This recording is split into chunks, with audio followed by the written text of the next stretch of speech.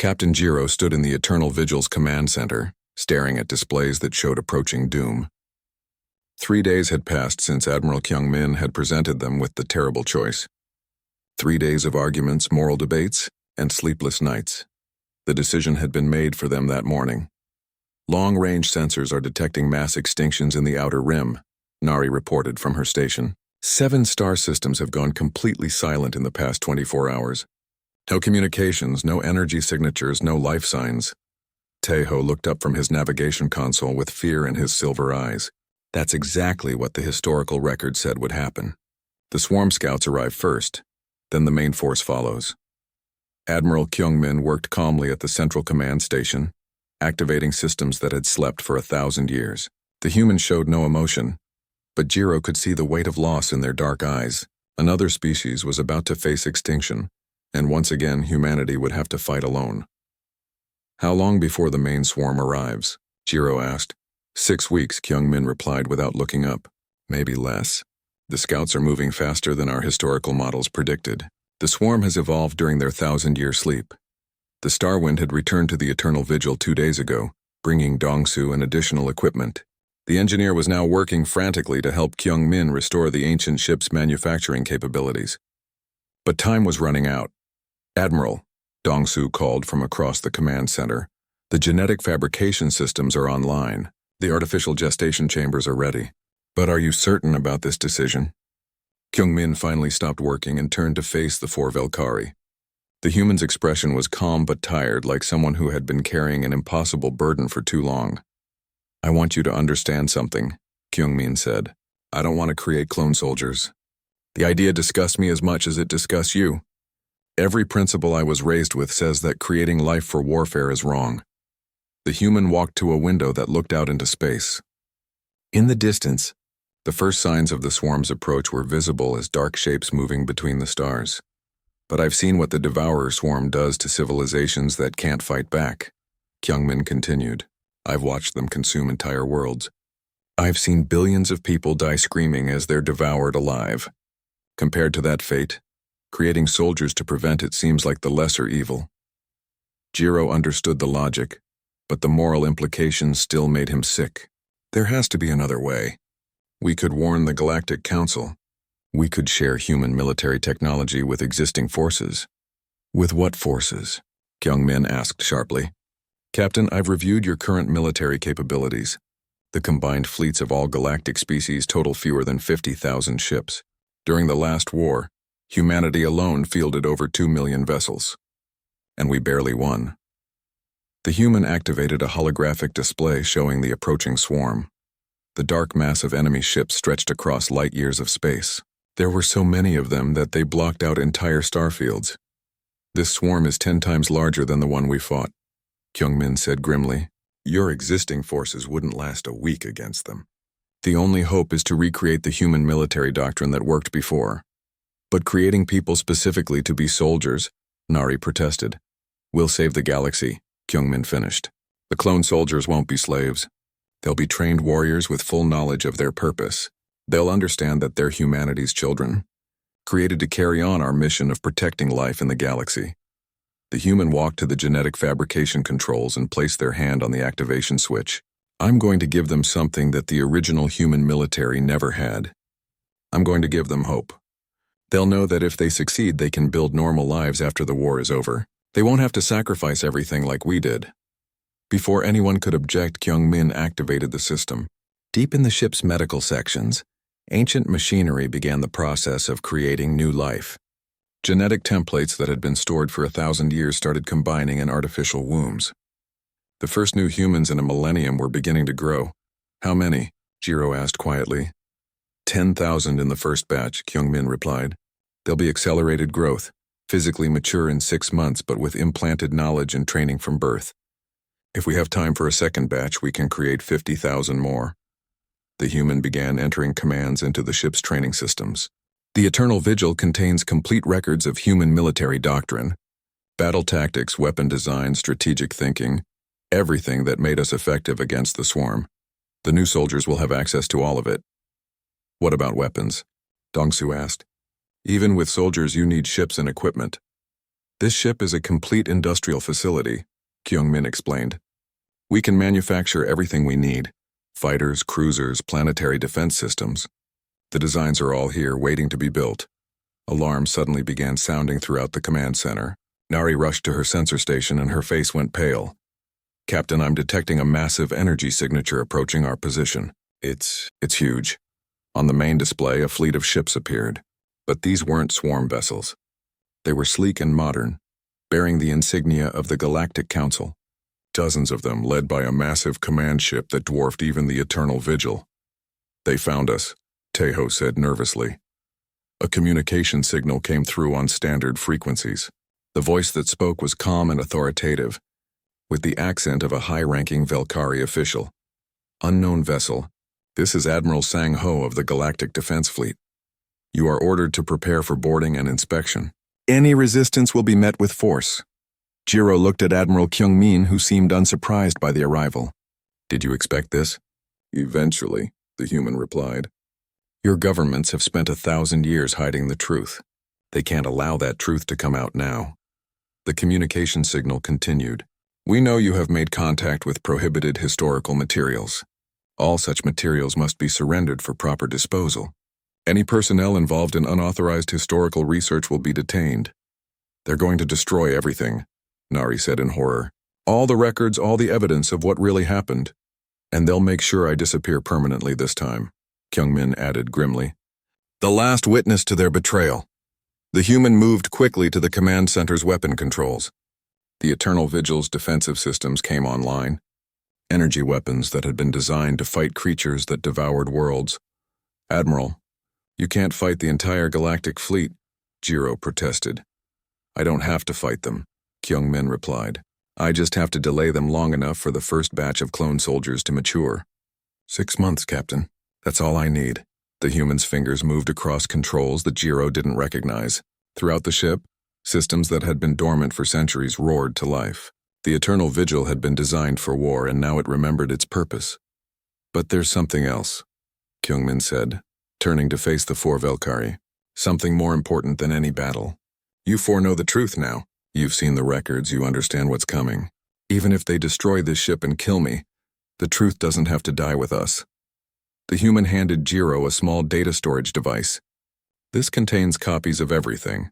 The real history, the evidence of the conspiracy, the tactical data needed to fight the swarm. If I don't survive this, you must find a way to share this information with people who will act on it. We're not leaving you, Jiro said firmly. Yes, you are, Kyung-min replied with a sad smile. Your ship is fast enough to escape if you leave now. Mine is built for war, not running. This is my fight, Captain. It always has been. The first shots from the Galactic Fleet lit up space around them, but the Eternal Vigil's shields held, and its return fire was devastating. Ships that had been built for peacekeeping were no match for weapons designed to kill world eaters. Go, Kyung-min ordered. Take the truth with you. Make sure the galaxy knows what's coming, and if the clone soldiers survive to fight the swarm, make sure they know they're not alone. Make sure they know that some people remember what humanity sacrificed for the galaxy. As the Starwind undocked and fled into the asteroid belt, Jiro watched through the rear sensors as the ancient human warship stood alone against impossible odds. The Eternal Vigil fought like its namesake, an eternal guardian protecting something precious at any cost. In the ship's medical bays, the first new humans in 1,000 years continued growing in their artificial wombs, soldiers who would inherit a legacy of sacrifice and courage, warriors who would stand against the dark when no one else could. The cycle was beginning again. But this time, humanity would not fight alone. This time, at least a few people in the galaxy would remember the truth about who had saved them and why. As space filled with weapons fire and the future hung in the balance, Captain Jiro clutched the data device that contained humanity's last gift to the galaxy, the knowledge of how to survive what was coming, and the memory of those who had died to make survival possible. Admiral Kyung-min led them through the ship's vast data archives. The Eternal Vigil contained more information than most planetary libraries. Battle records, scientific research, cultural histories. Everything that remained of human civilization was stored in these computer banks. I want to show you something, Kyung-min said as they walked through corridors lined with memory storage units. Something that will explain why your people erased us from history. They entered a room filled with holographic projectors. Kyungmin activated the systems, and suddenly they were standing in the middle of a three-dimensional star map. Hundreds of systems glowed with different colors. Blue for peaceful worlds, red for worlds under attack, black for worlds that had been consumed. This is the galaxy as it was during the war, Kyungmin explained. The red systems are where the Devourer swarm was active. The blue systems are where our allies maintained their civilizations in safety. Jiro studied the map. Most of the red systems were clustered in one area of the galaxy, but scattered throughout the blue areas were small pockets of red as well. Your allies? Nari asked. You mean other species fought alongside humanity? Oh yes, Kyungmin replied with bitter humor. The Velkari, the Zentari, the Moklan Empire, they all sent ships to help us fight the swarm. At least, that's what they told their people. The human touched a control and the holographic display changed. Now it showed individual battles with different colored ships representing different species. Jiro was shocked to see that in most battles, human ships were vastly outnumbered by their supposed allies. But look closer, Kyungmin continued. Watch how the battles actually played out. The holographic battles began to move like movies. Jiro watched as human ships charged directly into swarm formations while allied vessels hung back at safe distances. He saw human ships sacrificing themselves to protect retreating allied fleets. He saw humans holding impossible defensive lines while their allies evacuated to safety. We did most of the fighting, Kyungmin said quietly. The other species provided ships and supplies, but they rarely engaged the enemy directly. They preferred to let humans die while they stayed safe. That's horrible, Taeho whispered. It was practical, Kyungmin replied. Humans had proven we could fight the swarm effectively. Other species had not. So the logical strategy was to let humans bear the cost of war, while everyone else maintained their civilizations. The holographic display changed again, showing post-war territorial maps. Jiro felt sick as he realized what he was seeing. The systems that humans had died to protect had been divided up among the surviving allied species. After the war ended, your ancestors held a series of meetings, Kyungmin explained. They called it the Reconstruction Conference. They divided up all the territory that humans had died to save. The Velkari took the resource-rich systems in the galactic north.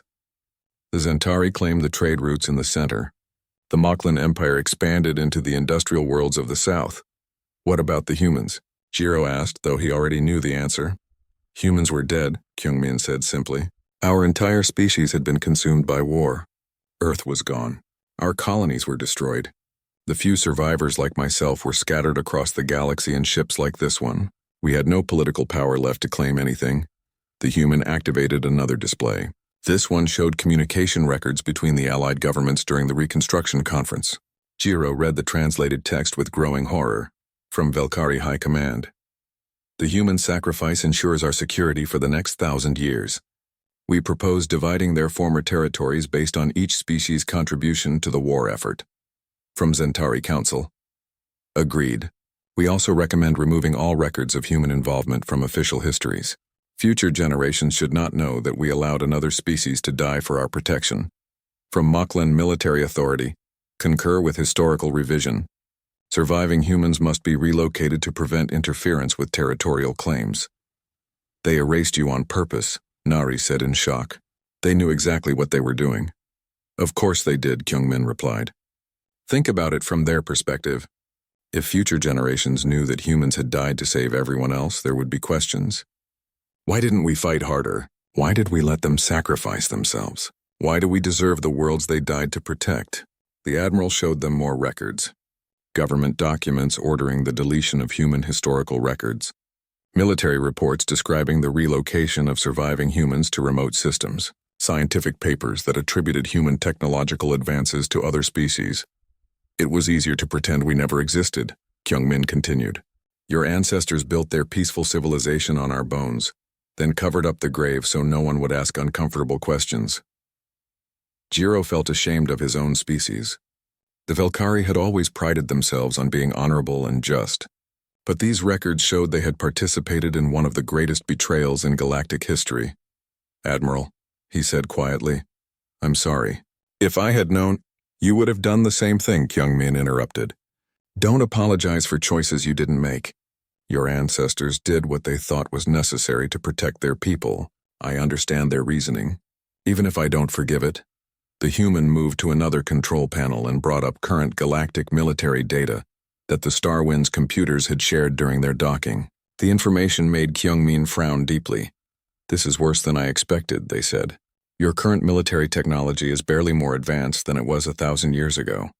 Your fleets are designed for peacekeeping and exploration, not warfare, and your total military ships across all species combined are less than what humanity alone fielded during the war. We've had 1,000 years of peace, Taeho said defensively. There's been no need for large military forces. Peace paid for with human blood, Kyungmin replied sharply. And now that peace is about to end. The Admiral activated the ship's long-range sensors and projected the data into the holographic display. Far beyond the galaxy's edge, dark shapes were moving toward inhabited space. Hundreds of them.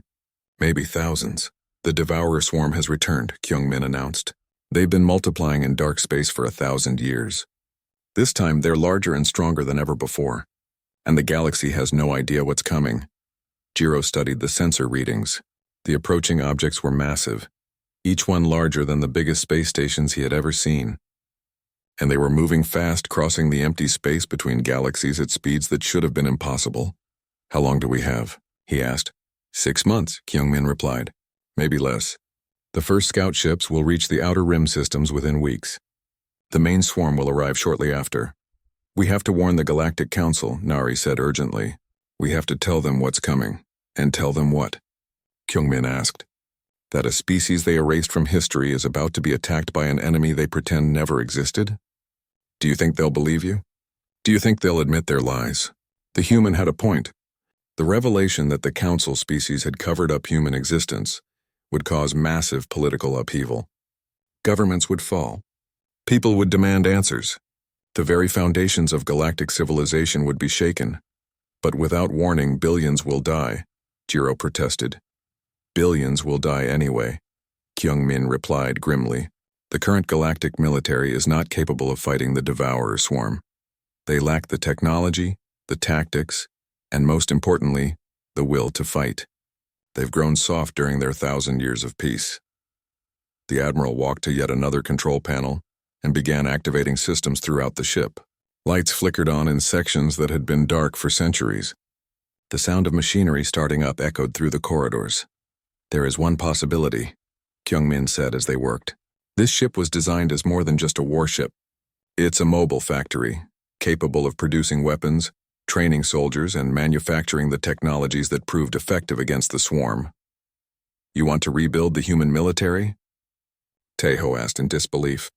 There's only one of you left. Kyungmin stopped working and turned to face them. The expression on the human's face was terrible to see. A mixture of determination and desperation that spoke of impossible choices. Not rebuild, they said quietly. Create anew. This ship contains genetic templates for human DNA. The medical bay has artificial gestation systems. We can create a new generation of humans, clone soldiers grown and trained specifically for war against the swarm. The 3 Velkari stared at the Admiral in shock. The idea of creating living beings solely for warfare was horrifying. It violated every principle of galactic civilization. That's slavery, Nari whispered. Creating people to be soldiers from birth. Yes, Kyungmin agreed calmly. It's also the only way to save the galaxy. The choice is simple. Create clone soldiers to fight the swarm or watch every civilization in the galaxy be consumed. The human's voice grew harder. I've already died once for this galaxy. My entire species has already died for it. I'm willing to compromise my morals to save it again. The question is, are you? The docking bay doors opened with a sound like thunder. Jiro watched through the Starwind's window as ancient mechanisms groaned to life. Metal panels that had been sealed for 1,000 years slowly pulled apart, revealing a dark space beyond. The ship is responding to our approach, Nari said with wonder. After all this time, the automatic systems still work. Taeho guided their ship carefully into the massive docking bay. The space was big enough to hold 20 vessels the size of the Starwind, but it was completely empty except for strange equipment covered in dust and time. When the docking clamps locked into place, Jiro felt the ship shake slightly. Then silence returned. They were now attached to a vessel that had been floating in space since before their grandparents were born. Environmental readings? Jiro asked. Nari checked her instruments. The docking bay has atmosphere, but it's not breathable for us. Too much oxygen, not enough methane. The gravity is also weaker than we're used to. And Captain? The temperature readings are very cold. The 3 Velkari put on their environmental suits. The suits were white and silver, with clear face shields and small air recyclers on the back. Jiro made sure his translator device was working properly. If they found any computer systems, they would need to understand what the ancient builders had written. The airlock cycled and they stepped into the alien vessel. Their boot lights cut through the darkness, showing metal walls covered with strange patterns. The corridors were smaller than Velkari ships usually built them. Everything seemed designed for creatures shorter than themselves. The builders were small, Tejo observed. Maybe 4 feet tall based on the door heights. Look at these control panels, Nari said, shining her light on a wall display. The symbols are completely unknown, but the layout suggests the builders use some kind of touch interface system. They moved deeper into the ship. Emergency lighting flickered on as they walked, triggered by motion sensors that still functioned after centuries. The blue glow revealed corridors that stretched far into the distance. This ship was not just big on the outside. It was a maze of passages and rooms on the inside. This place is huge, Tejo whispered. How many people lived on this ship? Thousands, Jiro replied. Maybe tens of thousands. This isn't just a warship. It's a floating city. They found their first major discovery in what appeared to be a computer control room. Banks of dark screens covered the walls. Complex machinery hummed quietly in the background, somehow still powered after all this time. Dongsu would have been perfect for this moment. The engineer had stayed behind on the Star Wind to monitor their ship's systems, but he had taught Nari enough about computer interfaces to make basic connections. I'm going to try linking our translator to their system, Nari said. She pulled a cable from her equipment pack and carefully approached the nearest computer terminal. Is that safe? Tejo asked. Probably not, Nari admitted. But we need to understand what this ship is and where it came from. She made the connection. The ancient computer screens flickered to life. Strange symbols appeared, flowing across the displays like water. Then the translator kicked in, and the symbols changed to readable Velkari text. Ship designation, Eternal Vigil. Nari read from the main screen. Origin, Sol System, Planet Earth. Species designation, Human. Jiro felt his breath catch. Human, I've never heard of that species. Check the Galactic database. Nari worked quickly, comparing the ship's data with their own records. After several minutes, she looked up with confusion. Captain, there's no record of any species called humans in our database. No record of a planet called Earth. No record of a Sol system. That's impossible, Tejo said. The Galactic database goes back 1,500 years. It has records of every known species.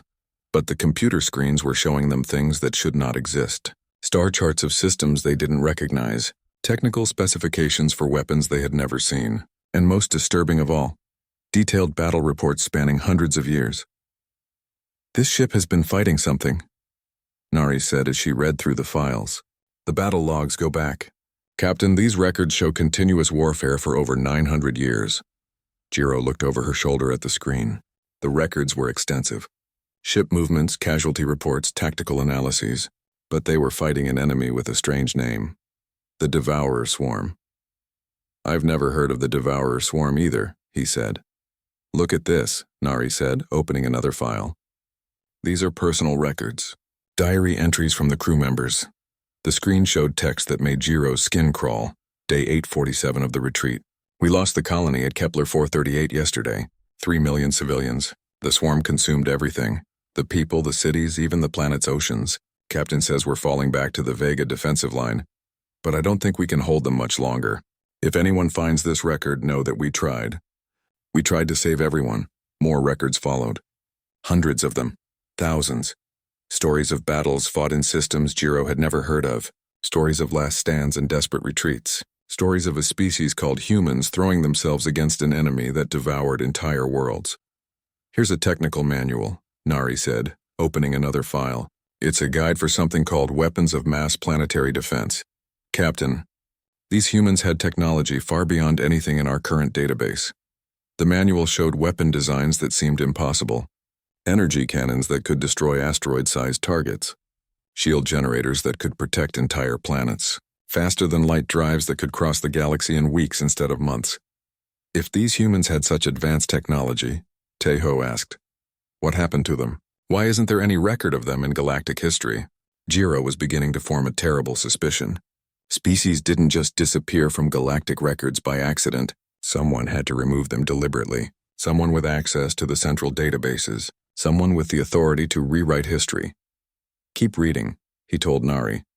Look for recent files. Find out what happened to end this war. Nari searched through the computer system. Most of the recent files were locked behind security protocols that their equipment couldn't break. But she found some personal logs from the ship's final period of activity. Final log. Admiral Kyung-min commanding. The swarm has been stopped, but the cost was everything. Earth is gone. The colonies are gone. Most of our fleet is gone. The Eternal Vigil is one of the last ships still operating. I'm putting the ship into emergency preservation mode and going into cryo-sleep. If anyone finds this vessel, know that the swarm isn't destroyed. It's only sleeping. The cycle will begin again in 1,000 years. Whoever finds us, you need to be ready. The galaxy will need protectors again. The log was dated exactly 1,003 years ago. Captain, Nari said in a voice barely above a whisper, if this log is accurate, these humans sacrificed their entire species to stop something called the Devourer Swarm. And according to this Admiral Kyung-min, the threat is supposed to return. Jiro felt ice in his veins. When? Nari checked the calculations on her scanner. Based on the 1,000-year cycle mentioned in the log, the swarm should return any time now. The computer screens around them continued to flicker with the records of a forgotten war. Stories of a species that had fought and died to protect a galaxy that had apparently forgotten they ever existed. And somewhere in this massive ship in a place called cryosleep, Admiral Kyung-min might still be waiting for someone to find him. We need to explore more of this ship, Jiro said. If there's even a chance that someone is still alive here, we have to find them. And we need to understand what this Devourer Swarm was, and why an entire species died fighting it. As they prepared to venture deeper into the Eternal Vigil, none of them realized that long-range sensors across the galaxy were already detecting the first signs of something emerging from the dark spaces between stars, something vast and hungry returning from a 1,000-year sleep. The cycle was beginning again. The metal scanner beeped 3 times. Captain Jiro looked up from his coffee and frowned at the sound. In 12 years of deep space exploration, he had learned that 3 beeps meant something big, something that didn't belong where they found it. Nari, what's making that noise? Jiro called across the bridge of the Velkari ship Starwind. The ship was small but fast, built for finding new mining sites in distant star systems. It was not built for surprises. Nari pushed her long fingers across the scanner controls. Her blue skin was darker than most Velkari, and her silver eyes were sharp with curiosity. As the ship's chief scientist, she loved mysteries. But this mystery was making her nervous. Sir, I'm reading a massive metal structure in the asteroid belt, she said. Her voice was calm, but Jiro could hear the excitement hiding underneath. It's not natural. The size readings are unusual. Taeho looked up from the navigation controls. He was younger than the others, with bright silver markings on his neck that showed he came from the northern islands of Velkara. How unusual? He asked. Nari's fingers moved faster across her console. Numbers and pictures filled her screen. She stared at them for a long moment, then looked at her captain. The object is approximately 8 kilometers long and 3 kilometers wide. That makes it 10 times larger than our ship. Jiro set down his coffee cup. In all his years exploring space, he had never found anything that big floating free in an asteroid belt. Space stations were built near planets. Cargo ships never got bigger than 2 kilometers. And mining platforms were always much smaller. Could it be a space station? Taeho suggested. Maybe someone built an old mining base out here. Negative, Nari replied. She touched more controls and the main screen showed a fuzzy image of the object. The shape is wrong for a station. It looks more like a ship, but the design doesn't match any known civilization in our database. Jiro studied the image on the screen. The object was long and narrow like a sword blade made of metal. Strange bumps and towers stuck out from its surface. He had seen ships from every major species in the galaxy, but this looked different from all of them. The shape seemed both ancient and advanced at the same time. How old is it? he asked. Nari ran more scans. The computer hummed as it processed the information. After several minutes, she looked up with wide eyes. Captain, the metal composition shows extreme age. The computer estimates the object has been floating in space for approximately 1,000 years. The bridge became very quiet. 1,000 years was longer than most civilizations had been traveling between stars. It was longer than the Galactic Council had existed. It was old enough to be from before recorded history. That's impossible, Tejo said. Nothing survives in space for 1,000 years. The radiation alone would destroy any ship. But Nari shook her head. The scans show the hull is made from materials we don't recognize. The metal seems to resist damage in ways our science can't explain. And Tejo, there are still power readings coming from inside. Jiro felt a chill run down his spine. 1,000-year-old ship that still had power was not just unusual. It was frightening. Dead ships stayed dead. Living ships had crews. And crews from 1,000 years ago belonged to civilizations that no longer existed. Could the power readings be wrong? He asked. I've run the scan 5 times, Nari replied. The readings are faint but consistent. Something inside that ship is still working. Jiro looked at his crew. Nari was excited about the scientific discovery. Tejo was nervous but curious. As captain, Jiro had to think about their safety. But he also had to think about what they might learn from such an ancient vessel. Can we dock with it? He asked. Tejo checked his navigation controls. The ship appears to be dead in space. No movement, no course corrections. Docking should be possible if we're careful. And if there's still atmosphere inside? Jiro asked. Our environmental suits can handle any atmosphere, Nari said. But Captain, we should contact the Galactic Council before we board an unknown vessel. Protocol requires we investigate potential hazards to space travel. Jiro interrupted. A mystery ship floating in a trade route could be dangerous to other vessels. We need to know what it is before we report it. This was not entirely true, but Jiro wanted to see the ship for himself. In his heart, he knew they were looking at something important, something that might change their understanding of galactic history. He did not want council bureaucrats taking over the discovery before his team could learn its secrets. Take us closer, he ordered Tejo, slow and careful. The Starwind moved through the asteroid belt toward the ancient vessel. As they got closer, the ship's true size became clear. It was not just big, it was enormous. The hull stretched out in front of them like a metal mountain floating in space. Look at those markings, Nari whispered. Strange symbols covered parts of the hull. They were carved deep into the metal, not painted or attached. The symbols looked like a written language, but not one that appeared in any galactic database. Some symbols were simple lines and curves.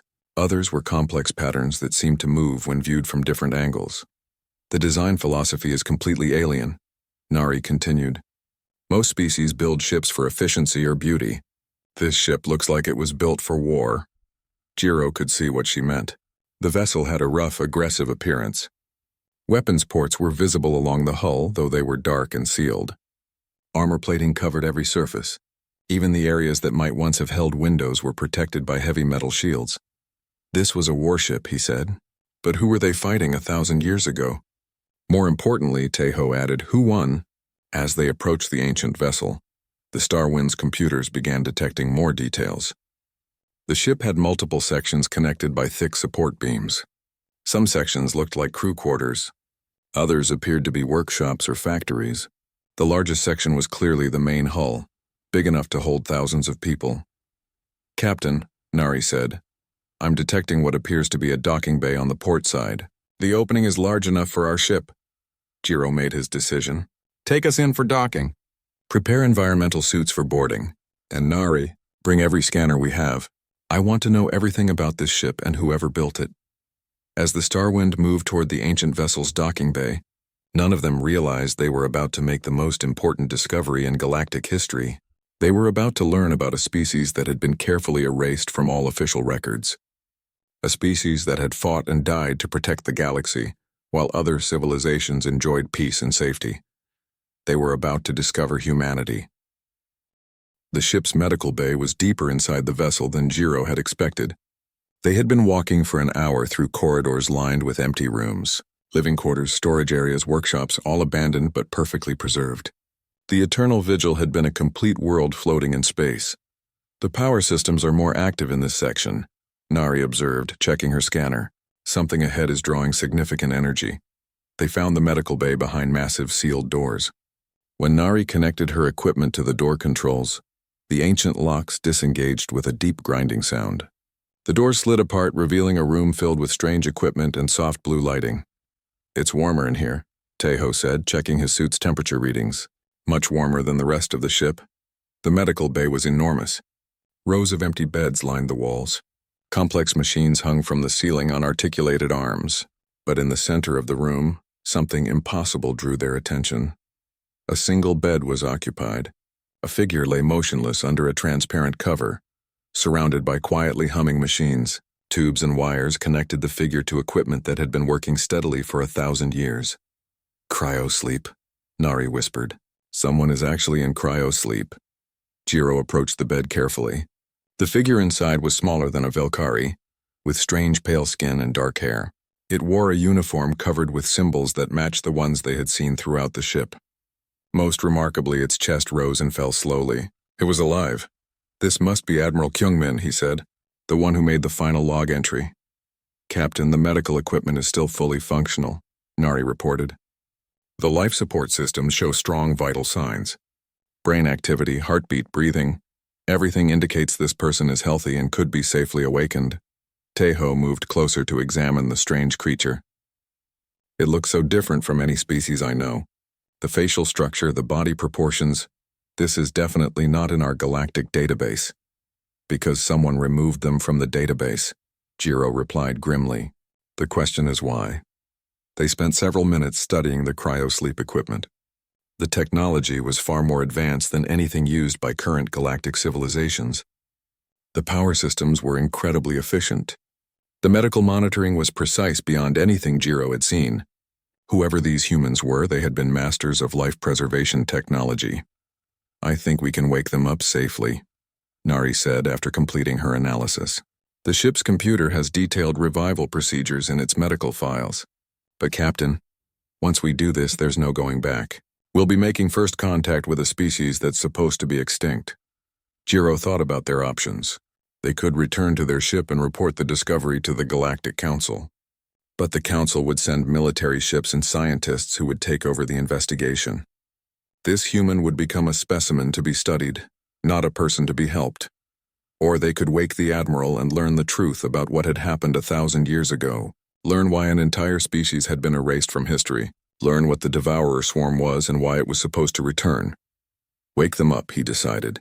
If this person has been sleeping for 1,000 years, they deserve to see the galaxy again. And we need answers. Nari began following the revival procedures displayed on the medical computer. The process was complex but clearly designed for safety. Warming systems activated gradually.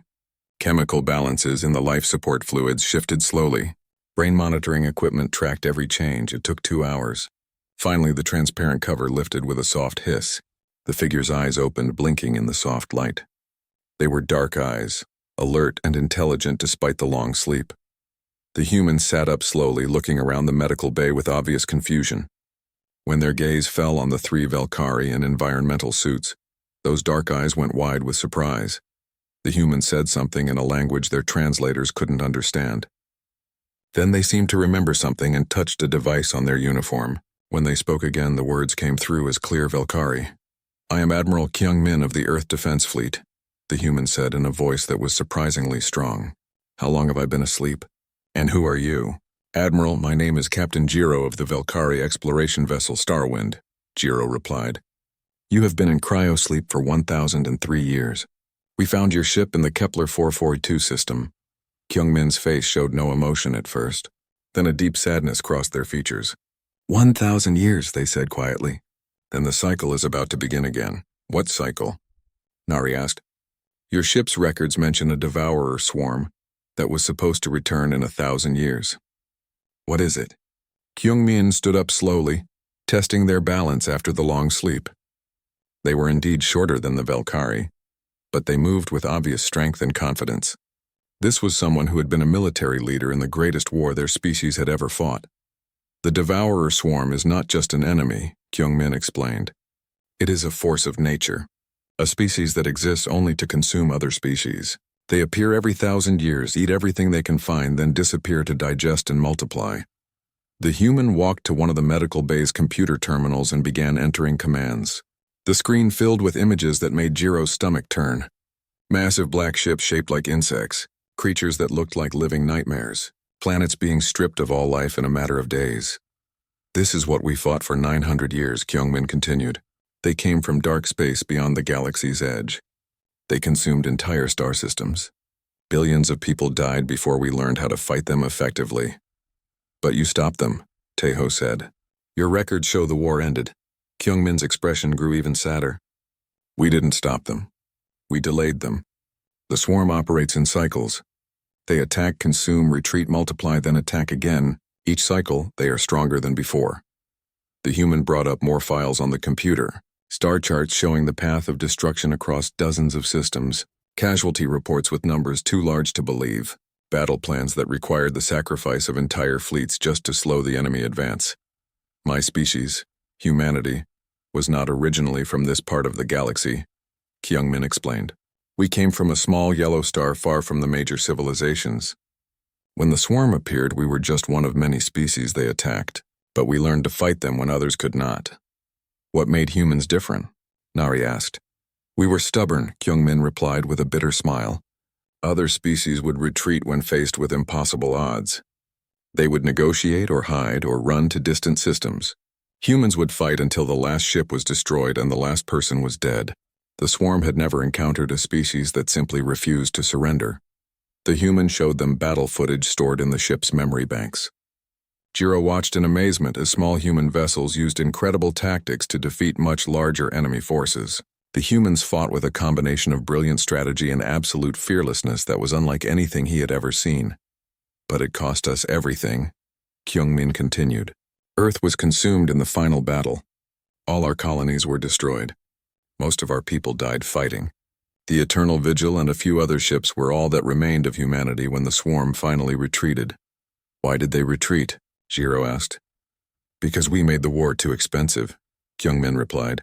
For every world they consumed, we made them pay with dozens of their ships. We poisoned planets they tried to eat. We destroyed their breeding facilities. We turned their own weapons against them. Eventually, they decided to retreat and wait for the next cycle, rather than risk complete destruction. The human's expression hardened. But they will return. They have been multiplying in dark space for 1,000 years. When they come back, they will be stronger than ever. And the current galactic civilizations are not ready for what is coming. Kyungmin looked directly at Jiro. Tell me, Captain, do the Velkari still remember humanity? Do the history books speak of the war against the Devourer swarm? Jiro felt ashamed as he shook his head. There are no records of humans in our databases. No records of the war. Your entire species has been erased from galactic history. For a moment, Kyungmin's composure cracked. Pain and anger flashed across their face. Then they took a deep breath and nodded. I suspected as much, they said quietly. It is easier to forget heroes than to honor them, especially when those heroes are dead and cannot demand recognition. The human walked to another computer terminal and began checking the ship's long-range sensors. After several minutes, they looked up with grim determination. Captain Jiro, I need you to understand something very important. The Devourer swarm has returned. My sensors show movement in the dark spaces beyond the galactic rim. The cycle has begun again, and this time they will be unstoppable unless someone is ready to fight them.